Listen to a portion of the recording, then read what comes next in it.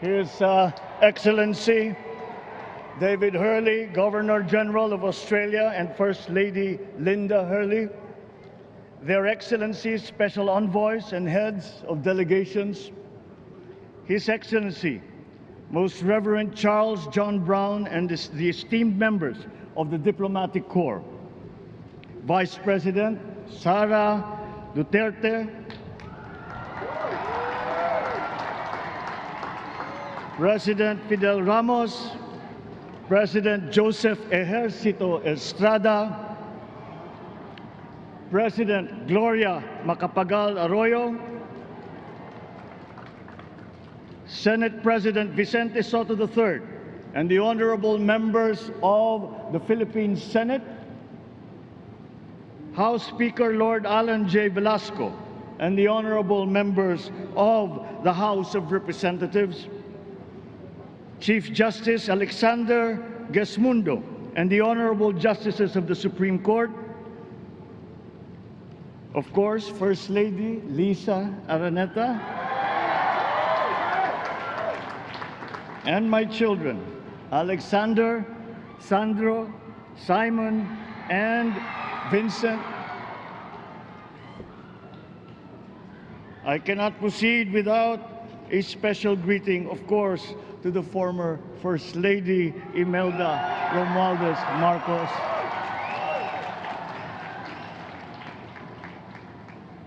Other distinguished guests, ladies and gentlemen, my friends, ang aking minamahal na mga kababayan,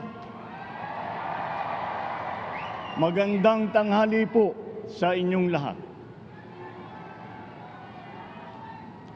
This is a historic moment for us all. I feel it deep within me. You, the people, have spoken, and it is resounding. When my call for unity started to resonate with you, it did so because it echoed your yearnings, mirrored your sentiments, and expressed your hopes for family, for country, and for a better future. That is why it reverberated and amplified as it did, to deliver the biggest electoral mandate in the history of Philippine democracy.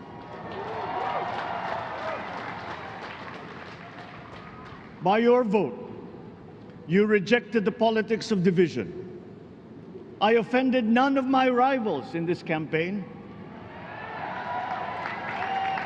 I listened instead to what they were saying.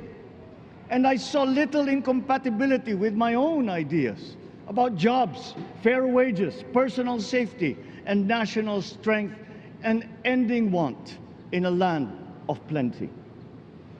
I believe that if we but focus on the work at hand and the work that will come to hand, we will go very far under my watch. You believe that too. At pinakinggan ko ang tinig ninyo na ang sinisigaw ay pagkakaisa, pagkakaisa, pagkakaisa. We will go farther together than against each other, pushing forward, not pulling each other back, out of fear, out of a misplaced sense of weakness.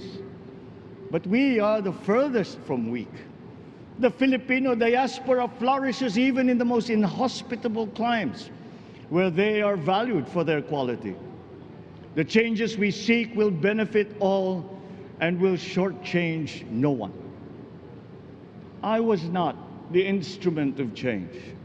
You were that. You made it happen. I am now. You picked me to be your servant, to enable changes to benefit all. I fully understand the gravity of the responsibility that you've put on my shoulders. I do not take it lightly, but I am ready for the task. I will need your help. I want to rely on it, but rest assured I do not predicate success on the wide cooperation that's needed. I will get it done. I once knew a man who saw what little had been achieved since independence. in a land of people with the greatest potential for achievement. And yet, they were poor. But he got it done, sometimes with the needed support, sometimes without. So will it be with his son. You will get no excuses from me.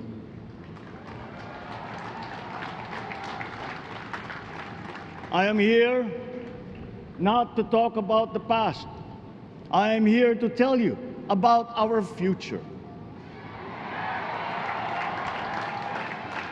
A future of sufficiency, even plenty, of readily available ways and means to get done what needs doing, by you, by me. We do not look back, but ahead, up the road that we must take to a place better than the one we lost in the pandemic. Gains made and lost, opportunities missed, well-laid plans superseded by the pandemic. Indeed, ours was the fastest growing economy in ASEAN by ways now outdated. We shall be again by a radical change in the way the world must now work to recover what we have lost in that fire and move on from there. We face prospects of the spread of the war abroad, of which we are totally blameless. We seek friendship with all. But countries like ours will bear the brunt of it. And if the great powers draw the wrong lessons from the ongoing tragedy in Ukraine, the same dark prospect of conflict will spread to our part of the world. Yet, there is more out there. Like going forward by new ways of doing that the pandemic forces to adopt. A stronger resilience, quicker adaptability. They are our best prevention. They are our best protection.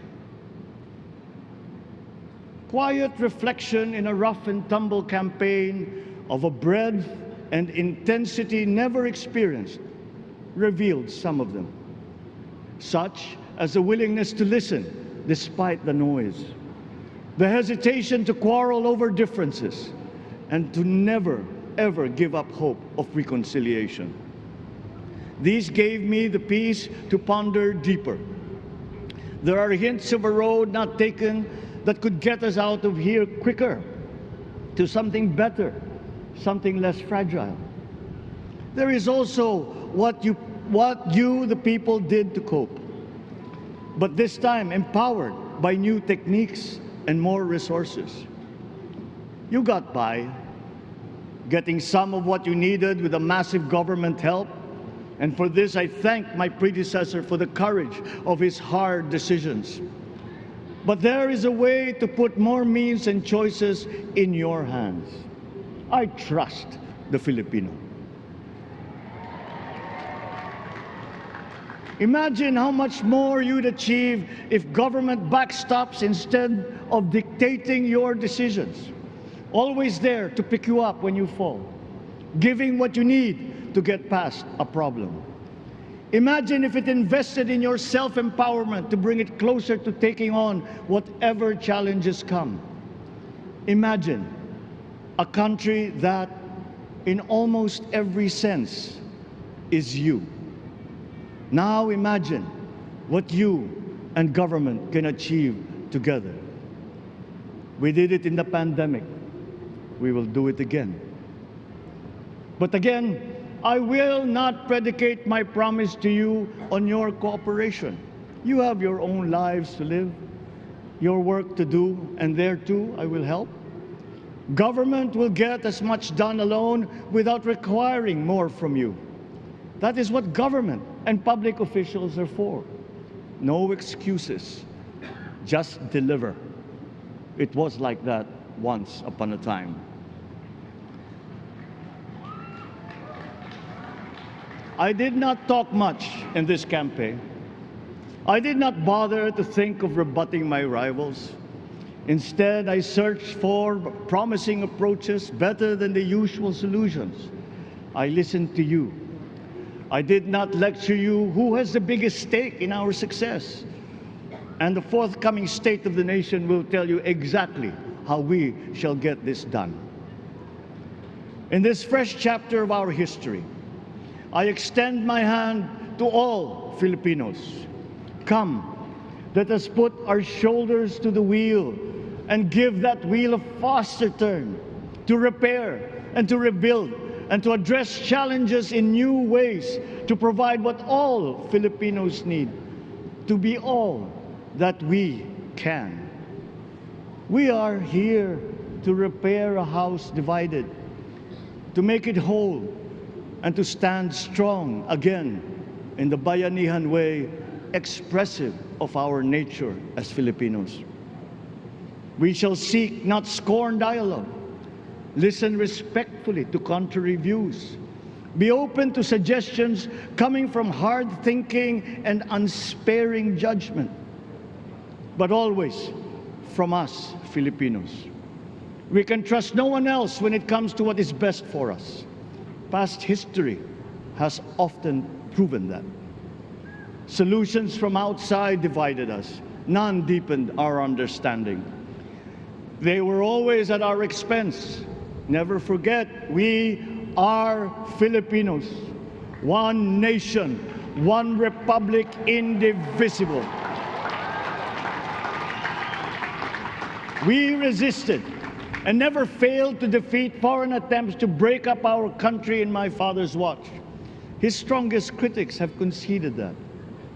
So let us all be part of the solution that we choose. In that lies the power to get it done. Always be open to differing views, but ever united in our chosen goal. Never hesitating to change it, should it prove wanting. That is how agile, resilient republics are made. Our future we decide today. Yesterday cannot make that decision anymore, nor can tomorrow delay it. The sooner we start, the surer and quicker the prospect of achieving our future. These are troubling times. What's happening to others can happen to us, but it will not. We see what's happening. We are witness to how it is being stopped, and we have seen the glory that crowns struggle against all odds. Giving up is not an option. We've been through times of bitter division, but united, we came through to this when it shall begin again, but better. The campaigns I've run have taken me here where I stand today. I listened to you, and this is what I have heard. We all want peace in our land. You and your children want a good chance at a better life in a safer, more prosperous country. All that is within reach of a hard-working, warm, and giving race. Your dreams are mine. Pangarap nyo ay pangarap ko. How can we make them come true? How can we do it together? But I will take it as far as anyone with the same faith and commitment can, as if it depended entirely on himself. Sa pangarap na maging mapayapa ang ating bansa, ang pangarap nyo ay pangarap ko. Sa pangarap na maging maunlad ang ating bansa, ang pangarap nyo ay pangarap ko. At sa pangarap na maging mas masinang ang kinabukasan natin at ng ating mga anak, ang pangarap nyo ay pangarap ko. We are presently drawing up a comprehensive, all-inclusive plan for economic transformation. We will build back better by doing things in the light of the experiences that we have had, both good and bad. It doesn't matter. No looking back in anger or nostalgia. In the road ahead, the immediate months will be rough, but I will walk that road with you. The pandemic ravaged bigger economies than ours. The virus is not the only thing to blame. What had been well built was torn down. we will build it back better. The role of agriculture cries for the urgent attention that its neglect and misdirection now demands. Food self-sufficiency has been the key promise of every administration. None but one delivered. There were inherent defects in the old ways and in recent ways too. The trade policy of competitive advantage made the case that when it comes to food sufficiency, a country should not produce but import what other countries make more of and sell cheapest. Then came Ukraine. The most vulnerable when it comes to food are the countries furthest away from the conflict, those bearing no blame for provoking it. Yet they face the biggest risk of starvation. If financial aid is poured into them, though it never is, there is nothing to buy. Food is not just a trade commodity. Without it, people weaken and die. Societies come apart. It is more than a livelihood. It is an existential imperative and a moral one. An agriculture damaged and diminished by unfair competition will have a harder time or will have no prospects at all of recovering. Food sufficiency must get the preferential treatment the richest free trade countries always gave their agricultural sectors. Their policy boils down to don't do as we do, do what we tell you to. I am giving that policy the most serious thought if it doesn't change or make more allowances for emergencies with long-term effects. There is a parallel problem in our energy supply. Sufficient fossil fuel-free technology for whole economies has yet to be invented. And it is not seriously tried by rich countries. Again, consider the response of the richest countries to the war in Ukraine. But surely, a free world awash with oil can assure supplies. Or we will find a way. We are not far from oil and gas reserves that have already been developed. What we teach in our schools, the materials used must be rethought.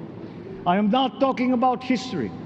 I am talking about the basics, the sciences, sharpening theoretical aptitude and imparting vocational skills, such as in the German example, alongside the national language with equal emphasis and facility in a global language, which we had and lost.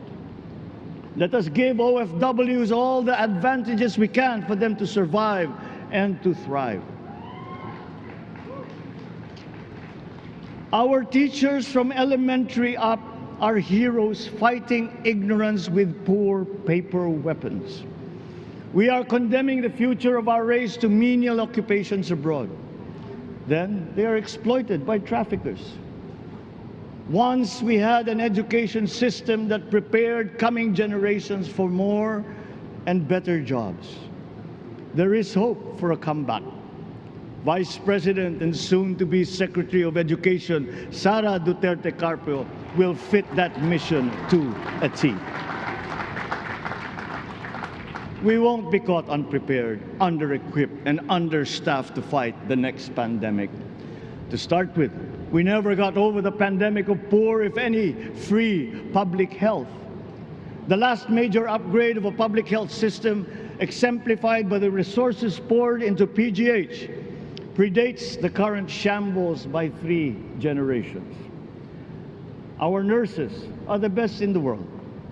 They acquitted themselves with the highest distinction abroad, having suffered even the highest casualties. With the same exemplary dedication at home, they just got by. They are out there because we cannot pay them for the same risk and workload that we have back here. There will be changes starting tomorrow. I am confident because I have an OPLEC in my cabinet. There were shortcomings in the COVID response. We will fix them. Out in the open. No more secrets in public health. Remember, I speak from experience. I was among the first to get COVID. It was not a walk in the park. My father built more and better roads, produced more rice than all administrations before his. President Rodrigo Roa Duterte built more and better than all the administrations succeeding my father's. Much has been built, and so well, that the economic dogma of dispersing industry to develop the least likely places has been upturned. Development was brought to them. Investors are now setting up industries along the promising routes built.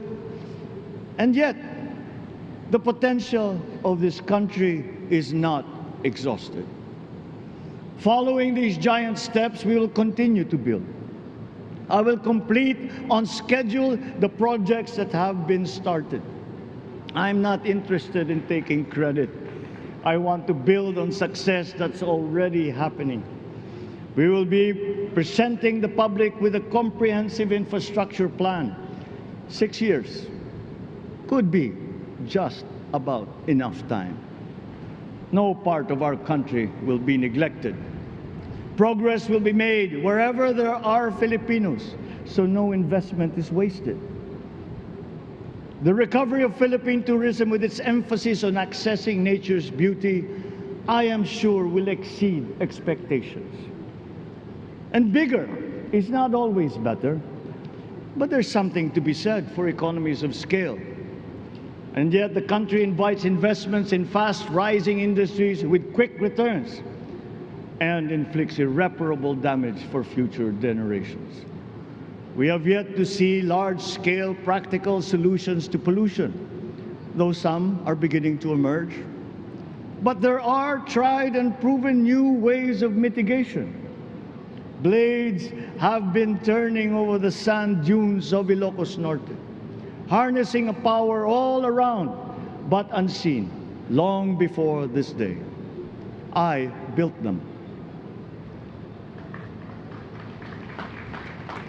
The rich world talks a great deal, but does a lot less about it than those with much less, but who suffer more death and destruction from climate change and lack of adaptation. We will look to our partners and friends to help the Philippines, who, despite having a very small carbon footprint, is at the highest risk. First, spare victims, then help them recover, and move on to lessen the harmful impact of climate change. We too have our part to play. We are the third biggest plastics polluter in the world, but we won't shirk from that responsibility. We will clean up. You will not be disappointed, so do not be afraid. With every difficult decision that I must make, I will keep foremost in my heart and in my mind the debt of gratitude I owe you for the honor and responsibility that you have conferred on me. Whatever is in a person to make changes for the better of others, I lay before you now in my commitment. I will try to spare you. You have your other responsibilities to carry. But I will not spare myself from shedding the last bead of sweat or giving the last ounce of courage and sacrifice. And if you ask me why I am so confident of the future, I will answer you simply that I have 110 million reasons to start with. Such is my faith in the Filipino.